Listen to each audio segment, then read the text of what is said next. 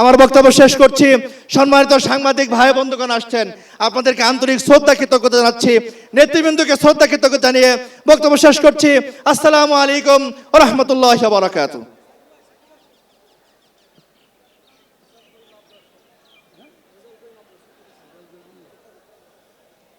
সংগ্রামী সাথী ও বন্ধুগণ, এই পর্যায়ে বক্তব্য রাখবেন জাতীয় উলামা মাশায়েখ আইম্মা পরিষদের কেন্দ্রীয় সাধারণ সম্পাদক বিশিষ্ট আলেমে দ্বীন হযরত মাওলানা মুফতি রেজাউল করিম আবরার। বক্তব্য রাখবেন হযরত মাওলানা মুফতি রেজাউল করিম আবরার।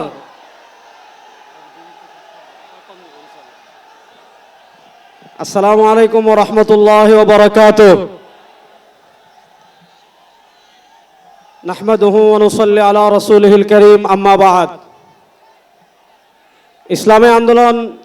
ইসলামী আন্দোলন বাংলাদেশের আজকের এই জাতীয় মহাসমাবেশে সারা বাংলাদেশ থেকে যারা এসেছেন, জাতীয় উলামা মাশায়েখ আইম্মা পরিষদের পক্ষ থেকে তাদের সকলকে আন্তরিক মোবারকবাদ জানাচ্ছি। সোহরাওয়ার্দী উদ্যানের এই লক্ষ জনতার কাছে প্রথম যে কথা আমি বলবো সেটা হলো 2024-এর জুলাই আগস্টের গণবিপ্লবের পর আমরা একদল খুনিকে তাড়িয়েছি, তাড়ানোর 9 মাস হয় নাই আর একদল খুনি বাংলাদেশে তৈরি হয়ে গিয়েছে। আমরা একদল চাঁদাবাজকে তাড়িয়েছি, বাংলাদেশে আর একদল চাঁদাবাজ তৈরি হয়ে গিয়েছে। আমরা একদল দুর্নীতিবাজকে তাড়িয়েছি, বাংলাদেশে আর একদল দুর্নীতিবাজ তৈরি হয়ে গিয়েছে। আমরা একদল টেন্ডারবাজকে তাড়িয়েছি, বাংলাদেশে আরেক দল টেন্ডারবাজ তৈরি হয়ে গিয়েছে। আমরা একদল ভারতের দালাল তৈরি করেছি, তাড়িয়েছি আরেক দল দালাল তৈরি হয়ে গিয়েছে।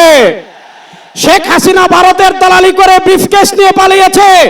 নতুন বাংলাদেশে ভারতের যারা দালালি করবেন লুঙ্গি নিয়ে পালানোর জায়গা পাবেন না। সংগ্রামী সাথী ও বন্ধুগণ, আমরা স্পষ্ট ভাষায় বলতে চাই, এদেশের রাষ্ট্র ক্ষমতায় আমরা আর কোনো চাঁদাবাজদেরকে দেখতে চাই না। এদেশের রাষ্ট্র ক্ষমতায় আর কোনো টেন্ডারবাজকে দেখতে চাই না। এদেশের রাষ্ট্র ক্ষমতায় আর কোনো ভারতের দালালকে দেখতে চাই না। ইসলামকে রাষ্ট্র ক্ষমতায় নেওয়ার জন্য প্রস্তুত আছেন না ইনশাআল্লাহ? ইসলামী আন্দোলনের মোহতারাম আমির পীর সাহেব চরমোনাই ঘোষণা দিয়েছেন, ইসলাম দেশ ও মানবতার পক্ষে এবার ভোটের বাক্স একটা হবে ইনশাআল্লাহ। আমরা স্পষ্ট ভাষায় বলেছি, এদেশে আমরা আওয়ামী লীগকে দেখেছি, এদেশে আমরা বিএনপিকে দেখেছি, এদেশে আমরা জাতীয় পার্টিকে দেখেছি, তারা কেউ মানুষের ভাগ্যের পরিবর্তন করতে পারে নাই, মুক্তিযুদ্ধের প্রকৃত চেতনা বাস্তবায়ন করতে পারে নাই। এবার একটা চেতনা বাকি আছে, যেই চেতনার নাম ইসলাম। ইসলামকে রাষ্ট্র ক্ষমতায় নিয়ে সব দুর্নীতি দুঃশাসনের অপসারণ করবো ইনশাআল্লাহ। সর্বশেষ একটা কথা বলে আমি আমার বক্তব্য শেষ করব। আপনারা জানেন, সমাজের বিভিন্ন জায়গায় যখন দুর্গন্ধ ছড়িয়ে পড়ে, দুর্গন্ধ তাড়ানোর জন্য বাতাসের প্রয়োজন আছে না নাই? আমাদের রাজনীতিতে দুর্গন্ধ, আমাদের সংসদে দুর্গন্ধ, আমাদের বিচার ব্যবস্থায় দুর্গন্ধ, আমাদের অর্থনীতিতে দুর্গন্ধ। 52 বছর যারা রাষ্ট্র পরিচালনা করেছে, এদেশে সারা দুর্গন্ধই ছড়িয়েছে। এই দুর্গন্ধকে দূর করার জন্য বাতাসের প্রয়োজন আছে। সেই পুরো বাংলাদেশে এবার বাতাস হবে হাত পাখা ইনশাআল্লাহ।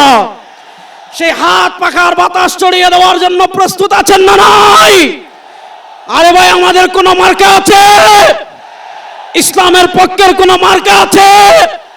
মুক্তিযুদ্ধের প্রকৃত চেতনার কোন মার্কা আছে? ভারতীয় আধিপত্যবাদ মোকাবেলার কোন মার্কা আছে? ওরে কোন সে মার্কা?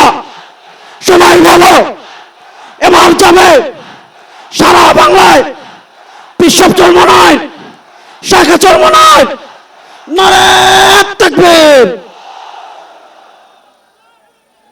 সংগ্রামী সাথী ও বন্ধুগণ, আমরা বিষয় জানি সালাতুল জোহরের নামাজ একেবারে সন্নিকটে। অনেক মসজিদে আজান হয়ে গেছে,